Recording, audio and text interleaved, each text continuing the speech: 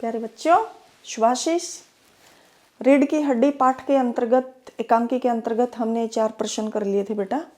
प्रश्न नंबर 5, आपके लाडले बेटे की रीढ़ की हड्डी भी है या नहीं? उमा इस कथन के माध्यम से शंकर की किन कमियों की ओर संकेत करना चाहती है? देखो बेटा, वैसे तो उमा सरल, सहनशील, कर्तव्यपरायणा लड़की है, लेकिन जब उसके स्वाभिमान को चोट पहुंचती है तो वह तिलमिला उठती है और समाज के ठेकेदारों को उनकी असलियत का दर्पण दिखला देती है। दरअसल गोपाल प्रसाद जब अपने लड़के शंकर के लिए उमा को देखने के लिए आते हैं तो गोपाल प्रसाद की क्या विचारधारा है कि उसको अपने बेटे के लिए सर्वगुण संपन्न पुत्र वधू चाहिए। ऐसी लड़की की तलाश में है वो कि जो गृह कार्य में दक्ष हो और सुंदर हो और सभी कार्यों में निपुण हो, लेकिन कम पढ़ी लिखी हो, क्योंकि वह नारी शिक्षा का पक्षधर नहीं है। और वह उमा से ऐसे बेहुदा सवाल करते हैं और उसको दकियानुसी सवाल करके अपमानित करते हैं, क्योंकि नारी शिक्षा के प्रति उसका सम्मानजनक दृष्टिकोण नहीं है, नारी शिक्षा के प्रति कोई उसमें भावना ही नहीं है। तो वह ऐसे सवाल जवाब करके उनको अपमानित करते हैं और उमा अपमान का घूंट पिए जा रही है और वह चुपचाप उसकी सारी बातें सुनती जा रही है। क्यों ऐसा क्यों कर रही है बेटा वो? क्योंकि वह अपने पिता का यहाँ पर मान रखने के लिए यह सब सहन कर रही है। लेकिन जब उसकी नज़र शंकर पर पड़ती है तो वह उसको पहचान जाती है। शंकर वही लड़का है जिसका कोई व्यक्तित्व नहीं है, रीढ़ की हड्डी में भी विकार है और वह सीधा खड़ा भी नहीं हो सकता है और चरित्रहीन है। पढ़ाई लिखाई में उसका कोई मन नहीं लगता है। पढ़ाई लिखाई की अपेक्षा ज़्यादातर समय उसका लड़कियों के छात्रावास के चारों ओर चक्कर लगाने में व्यतीत होता है। उसके कोई मौलिक विचार नहीं है, दब्बू किस्म का इंसान है, डरपोक है, अपनी पिता की उल्टी सीधी बातों में राय मिलाता, हाँ में हाँ मिलाता जाता है, अपने कोई विचार नहीं है उसके। तो इस प्रकार के व्यक्ति के लिए वह अपमान सहन कर रही थी, तो अब वो बर्दाश्त से परे हो जाता है कि इस व्यक्ति के लिए मैं इतनी अपमानित हो रही थी, और उसका स्वाभिमान जाग जाता है और वह दोनों बाप बेटे को उनकी असलियत का दर्पण दिखला देती है।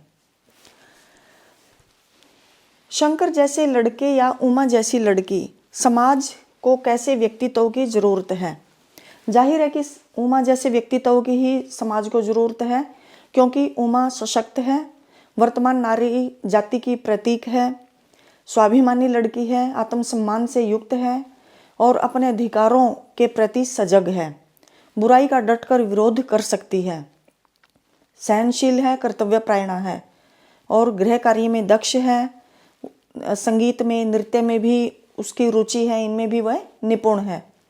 तो इस प्रकार का सकारात्मक सोच से युक्त व्यक्तित्व ही समाज को एक नई दिशा प्रदान कर सकता है, अपने सकारात्मक सोच से देश के उत्थान में योगदान दे सकता है।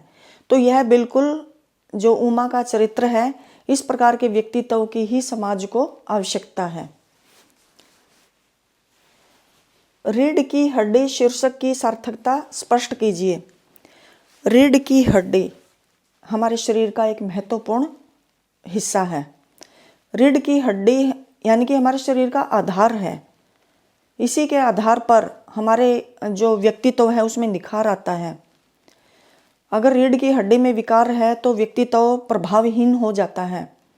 रीढ़ की हड्डी में लचीलापन होता है। तो लेखक का क्या मानना है कि जो रस्में हैं, रीति रिवाज हैं, उनमें भी परिवर्तनशीलता होनी चाहिए। जो जिन रस्मों से, रीति रिवाजों से समाज का कोई कल्याण नहीं होता, जो समाज में दूषित मानसिकता कायम करती हैं, तो इस प्रकार की रस्मों का बदलना ही जरूरी है, उनका खंडन होना चाहिए। और जैसे रीढ़ की हड्डी शरीर का आधार है, मुख्य भाग है, बिल्कुल वैसे ही लड़का और लड़की, शिक्षित लड़का और लड़की समाज को नई दिशा प्रदान कर सकते हैं और देश के विकास में अपना योगदान दे सकते हैं। तो दोनों का शिक्षित होना, दोनों को समान अधिकार प्राप्त होना जरूरी है। यानी कि एक स्वच्छ मानसिकता लेकर दोनों लड़का और लड़की आगे बढ़ें और देश के भावी अच्छे नागरिक साबित हों। तो दोनों लड़का और लड़की का शिक्षित होना भी, समाज में समान अधिकारों से युक्त होना भी जरूरी है।